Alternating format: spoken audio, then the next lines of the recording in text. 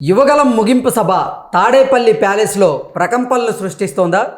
జగన్మోహన్ రెడ్డి వెన్నులో వణుకు పుట్టిస్తోందా అంటే అవుననే సమాధానం ఇస్తున్నారు కొంతమంది రాజకీయ విశ్లేషకులు. ఇక ఇదే అంశానికి సంబంధించి మనతో మాట్లాడేందుకు ప్రముఖ రాజకీయ విశ్లేషకులు, ప్రముఖ సీనియర్ జర్నలిస్ట్ సిఎస్ రావు గారు మనతో ఉన్నారు. సార్తో మాట్లాడు. Sir hi sir. Hello Krishna. Sir, Nara Lokesh గారు ఎంతో ప్రతిష్టాత్మకంగా చేపట్టినటువంటి యువగలం పాదయాత్ర ఈ రోజుతో ముగిపోతుంది. ముగింపు సభ ఈరోజు అట్టహాసంగా జరగబోతుంది. సభకు కూడా ఎంతోమంది రాబోతున్నారు పెద్దలు. ఈ నేపథ్యంలో ఈ ముగింపు సభ తాడేపల్లి ప్యాలెస్లో ప్రకంపనలు సృష్టించబోతోందా? జగన్మోహన్ రెడ్డి వెన్నులో వణుకు పుట్టిస్తోందా అంటే ఏం చెప్తారు సార్? సార్, వెన్నులో వణుకు పుట్టిస్తుందా లేదా అనేది పక్కన పెడితే, లోకేష్ యువగలం పాదయాత్రకు సంబంధించి తొలి రోజుల్లో చాలా లైట్గా తీసుకుంది వైఎస్ఆర్ కాంగ్రెస్ పార్టీ. తర్వాత క్రమేణా చాలా సీరియస్గా తీసుకొని ఆ యువగలాన్ని ఆపేటువంటి ప్రయత్నం, యువగలాన్ని ఆపేయడానికి రాళ్ళు వేయటం, కోడిగుడ్లు వేయటం, లేదా టమాటాలు వేయటం, ఇవన్నీ కూడా చేశారు. సో చాలా హడ్డిల్స్ దాటుకొని ఆయన దాదాపు 3,300 పైగా కిలోమీటర్లు పాదయాత్ర చేసి వైజాగ్లో ముగించారు. సో ఆయన పాదయాత్రని ముగించారు. అయితే ఇప్పుడు విజయనగరం జిల్లా భోగాపురం సమీపంలో ఉండేటువంటి పోలేపల్లి అనేటువంటి ప్రాంతంలో ఈ విజయోత్సవ సభను నిర్వహిస్తున్నారు. దానికి సంబంధించి భారీగా కొన్ని లక్షల మంది రాష్ట్ర నలుమూలల నుంచి అక్కడికి ఆల్రెడీ వచ్చేసారు. ఎలా వచ్చారంటే ప్రత్యేక రైళ్లలో వచ్చారు. ఆల్మోస్ట్ ఒక 10 రైళ్లు, ప్రత్యేకమైనటువంటి రైళ్లు అన్ని ప్రాంతాల నుంచి రావడానికి ముందుగానే ఏర్పాటు చేశారు తెలుగుదేశం పార్టీకి సంబంధించినటువంటి యువగలం టీము. ఎందుకు అలాగే బస్సులు కూడా ఏర్పాటు చేసినప్పటికీ బస్సులకు మాత్రం పర్మిషన్ అయితే ఇవ్వలేదు.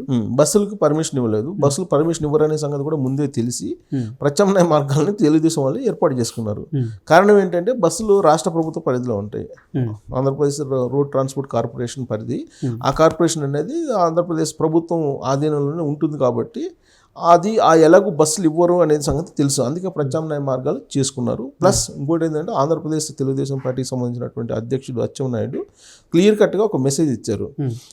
రాష్ట్ర ప్రభుత్వం ఇబ్బందులు పెడుతుంది, పోలేపల్లికి రాకుండా చేస్తుంది, యువగలం విజయోత్సవ సభకు రాకుండా చేసేటువంటి అవకాశాలు ఉన్నాయి, చేస్తుంది కూడా. కాబట్టి మీరు అందుబాటులో ఉన్నటువంటి వెహికల్స్లో మీరు వచ్చేసేయండి అని చెప్పి ఒక పిలుపునిచ్చారు. దాంతో యాక్చువల్గా 20వ తారీఖు విజయోత్సవ సభ జరుగుతుంటే 19వ తారీఖు అక్కడ చేరుకున్నారు. 19వ తారీఖు మధ్యాహ్నం నుంచే పబ్లిక్ అక్కడికి చేరుకుంటున్నటువంటి సిచ్యువేషన్ కనిపించింది. సో దీంతో అసలు ఏం జరుగుతుంది రాష్ట్రంలో అనే దాని మీద సీరియస్గా తాడేపల్లిలో సహజంగానే అధికారంలో ఉన్నటువంటి పార్టీ కాబట్టి, నెక్స్ట్ ఇంకో ఛాన్స్ కోసం ప్రయత్నం చేస్తున్నటువంటి పార్టీ కాబట్టి వైఎస్ఆర్ కాంగ్రెస్ పార్టీ ఒక దృష్టి పెట్టింది. సహజంగానే ఇంటెలిజెన్స్ వర్గాలు రిపోర్ట్స్ ఇస్తూ ఉంటాయి. రెగ్యులర్గా రాష్ట్ర ఇంటెలిజెన్స్ పనిచేస్తూ ఉంటుంది.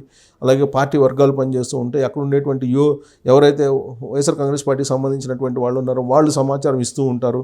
ప్లస్ ప్రశాంత్ కిషోర్ టీము ఎలాగూ పనిచేస్తూ ఉంటుంది. సో ప్రశాంత్ కిషోర్ టీము అసలు రెస్పాన్స్ ఎలా ఉంది, ఎవరెవరు ఏ కాన్స్టిట్యున్సీ నుంచి ఎక్కువ వచ్చారు, అక్కడికి వచ్చినటువంటి వాళ్ళ రెస్పాన్స్ ఎలా ఉంది, ఇవన్నీ కూడా అబ్జర్వ్ చేస్తూ ఉంటాయి.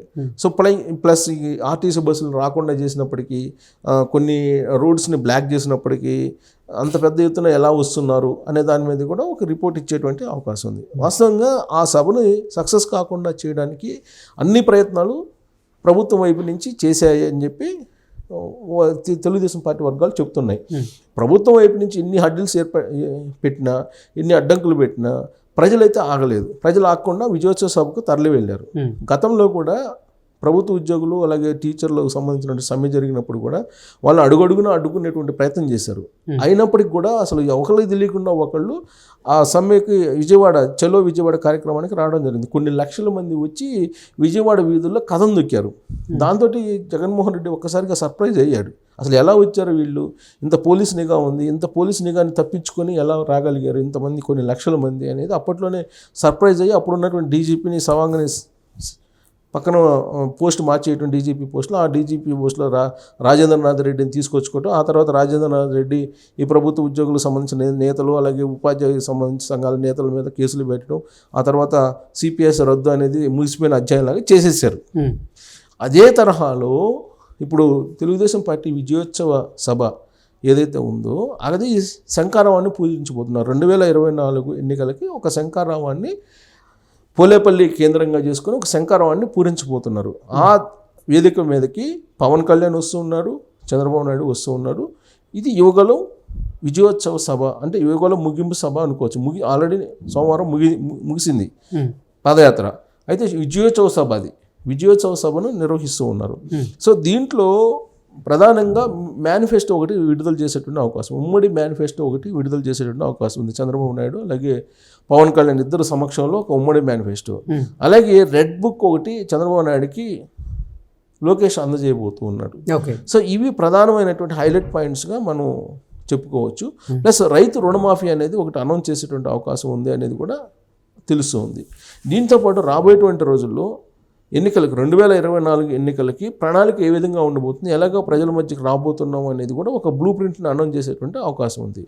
కాబట్టి ఇది ఎన్నికల శంఖారావం కింద మనం భావించడానికి అవకాశం ఉంది. ఈ ఎన్నికల శంఖారావం రాబోయేటువంటి రోజుల్లో ఇంకా ఇలాంటి సభలు మరిన్ని జరిగేటువంటి అవకాశం కూడా ఉంది.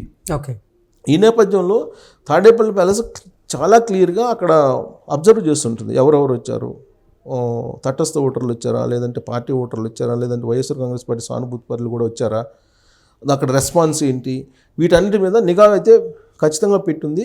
ప్లస్ దాన్ని వీలున్నంత వరకు ఫెయిల్ చేసేటువంటి ప్రయత్నం ముందు నుంచి చేస్తూనే ఉంది. అందుకే బస్సులను ఆపేసాం, బస్సుల్ని కంప్లీట్గా ఇవ్వకుండా చేశారు. సహజంగా ఆర్టీసీ ఎవరన్నా అప్లై చేసుకుంటే కనుక మాకు అద్దెకి బస్సులు కావాలంటే ఇమీడియట్గా ఇస్తాయి బస్సుల్ని, కానీ బస్సులను ఇవ్వకుండా ఆఫ్ చేశారు. దీంతోపాటు స్కూల్ బస్సులు ఏవైతే ఉన్నాయో సహజంగా పార్టీ కార్యక్రమాలు పార్టీ సభలు పెట్టినప్పుడు స్కూల్ బస్సులని తీసేసుకుంటారు. స్కూల్ బస్సులు తీసేసుకొని స్కూల్ బస్సుల ద్వారా తరలిస్తారు పబ్లిక్ని. కానీ స్కూల్ బస్సులు కూడా ఇవ్వకుండా ఆ స్కూల్స్కి అన్నిటికి కూడా ఒక ఆదేశం జారీ చేసింది ప్రభుత్వం అని కూడా తెలుస్తుంది. సో ఇన్ని అడ్డంకులు ఉంటాయని ముందే గ్రహించి ప్రత్యేక రైళ్ళని ఏర్పాటు చేస్తారు. రైళ్ళని అయితే ఆపలేరు కదా, సెంట్రల్ గవర్నమెంట్ పరిధిలో ఉన్నాయి. సో సెంట్రల్ గవర్నమెంట్ పరిధిలోకి పోయి నరేంద్ర మోడీకి అయితే జగన్మోహన్ రెడ్డి చెప్పలేడు కదా, వాళ్ళు విజయోత్సవ సభ పెట్టుకుంటున్నారు రైళ్ళని క్యాన్సిల్ చేయించండి అని చెప్తే నరేంద్ర మోడీ అంత మరీ నేరోగా ఆలోచించే పొలిటీషియన్ కాదు ఆయన, పైగా చులకన అవుతారు ఒకవేళ చెప్తే జగన్మోహన్ రెడ్డి. సో కాబట్టి తన పరిధిలో ఉండేటువంటి ఆర్టీసీలని లేదంటే స్కూల్ బస్సులని వీటిని మాత్రం ఆపించగలిగారు, కానీ రైళ్ళను ఆపించలేకపోయాడు. సో రైళ్ళను మొత్తం దాదాపుగా ఒక 10 రైళ్ళు, ప్రత్యేకమైనటువంటి రైళ్ళు రాష్ట్ర నలుమూలల నుంచి భోగాపురం ఉన్న పూలపల్లి వేదిక చేరుకొని కొన్ని లక్షల మంది ఇప్పటికే చేరుకున్నారు. ఆల్రెడీ అక్కడికి తెలుగుదేశం పార్టీ క్యాడరు, జనసేనకు సంబంధించిన క్యాడర్ కూడా అక్కడికి చేరుకున్నాయి. సో అది విజయోత్సవ సభ కాబట్టి కొన్ని లక్షల మంది వస్తున్నారని చెప్పి. సో ఆ సభ తర్వాత ఏం జరుగుతుంది అనేది ఇప్పుడు తాడేపల్లిలో ఉండేటువంటి కీలమైనటువంటి కోటరీ, తాడేపల్లి కోటరీ ఒక రెక్కి నిర్వహిస్తుంది. అక్కడ ఏం జరుగుతుంది ఏంటని క్షణక్షణం తెలుసుకునేటువంటి ప్రయత్నం చేస్తూ ఉంది. సో ఆ రెక్కి తర్వాత ఏం చేస్తారనేది, ఎందుకంటే గతంలో చంద్రబాబు నాయుడు ఇదేం కర్మ రాష్ట్రానికి అనే ప్రోగ్రామ్స్ పెట్టినప్పుడు కొన్ని స్లీపర్ సెల్స్ని పంపించడం జరిగింది తెలుగుదేశం పార్టీ వాళ్ళు చెప్తున్న దాని ప్రకారం. అలాగే కందుకూరులో జరిగినటువంటి సభకు కూడా కొన్ని స్లీపర్ సెల్స్ని పంపించారనేది అప్పుడు వినిపించింది. అందుకే తొక్కిసలాట జరిగింది, అందుకే కొంతమంది 11 మంది దాకా మరణించారనేది కూడా తెలుస్తుంది. సో అలాంటి స్లీపర్ సెల్స్ని ఏమైనా ప్రయోగిస్తారా అనే అనుమానం కూడా తెలుగుదేశం పార్టీలో ఉంది. అందుకే చాలా జాగ్రత్తలు ముందు నుంచి తీసుకోవడం జరిగింది. సో విజయోత్సవ సభని ఒక ఎన్నికల శంఖారావ సభగా దాన్ని తీసుకొని రాబోయేటువంటి రోజుల్లో ఇలాంటి సభలు మరిన్ని పెట్టుకునేదానికి సిద్ధమవుతుంటే జగన్మోహన్ రెడ్డి జగన్మోహన్ రెడ్డి క్యాంప్ ఆఫీసులో మాత్రం అసలు ఏ విధంగా జరుగుతుంది అనే దాని మీద ప్రత్యేకంగా నిఘా పెట్టారు. సహజంగా పనిచేసే సర్వే సంస్థలు ఇవన్నీ పనిచేస్తున్నాయి, ప్రశాంత్ కిషోర్ది, స్టేట్ ఇంటెలిజెన్స్ ఇవన్నీ పనిచేస్తుంది. బట్ వీళ్ళు ప్రత్యేకమైన నిఘా పెట్టి అబ్జర్వ్ చేస్తున్నారు, రెక్కీ పెట్టారు. ఆ రెక్కీ ద్వారా సమాచారం తీసుకొచ్చుకునే ప్రయత్నం చేస్తున్నారు. ఉత్తరాంధ్ర నుంచి ప్రత్యేకించి భారీగా జనం తరలించారు అనేది మనకు తెలుస్తుంది. భారీగా ఉత్తరాంధ్రలో ఉండేటువంటి ఉభయ గోదావరి ఉత్తరాంధ్ర జిల్లాలకు సంబంధించి కొన్ని లక్షల మంది తరలి వెళ్ళారనేది ఆ సభ సక్సెస్ బట్టి రాబోయేటువంటి రోజుల్లో ఎలా ఉంటుంది రాజకీయాలు అనేది ఒక అంచనాకు రావచ్చు.